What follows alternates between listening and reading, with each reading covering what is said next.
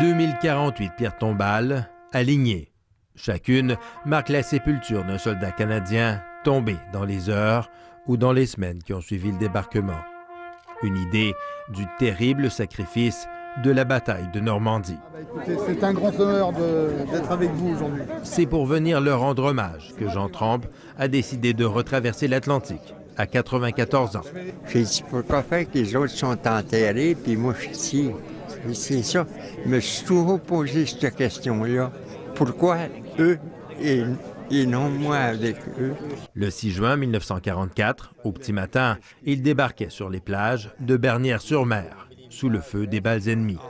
75 ans plus tard, la proximité des champs de bataille ravive des souvenirs longtemps enfouis. Je regrette que mes compagnons qui sont en terre ici ne soient pas là avec nous autres. Oh là là.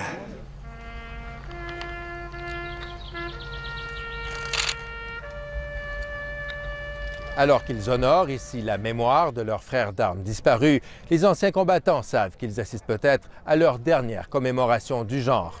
Le devoir de mémoire dans ces circonstances prend tout son sens pour que ce sacrifice n'ait pas été fait en vain. En Normandie, les anciens soldats canadiens sont applaudis partout où ils vont, car ici, les habitants connaissent le prix de la guerre et la fragilité de la paix. Et beaucoup observent d'un œil inquiet la réapparition de divisions en Europe. C'est l'exemple que nous devons présenter à nos enfants pour éviter les pièges de l'idéologie haineuse portée par les fanatiques sans morale. C'est également le message qu'a voulu faire passer la gouverneure générale aux centaines de jeunes venus de partout au Canada.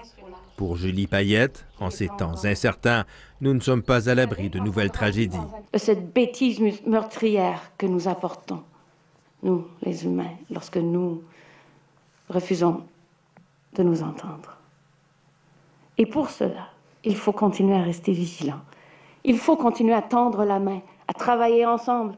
Ceux qui ont des idéologies, puis qui essayent de nous faire... Jean Trempe, l'ancien mitrailleur, aussi se méfie des idéologies meurtrières. Il lance donc un appel à la clairvoyance adressé aux nouvelles générations. Si tout le monde serait intelligent pour 2 cents ou 2 francs, il n'y aurait pas de guerre. Un message qui, de toute évidence, a atteint sa cible. Ici Jean-François Bélanger, Radio-Canada, au cimetière de Bény-sur-Mer.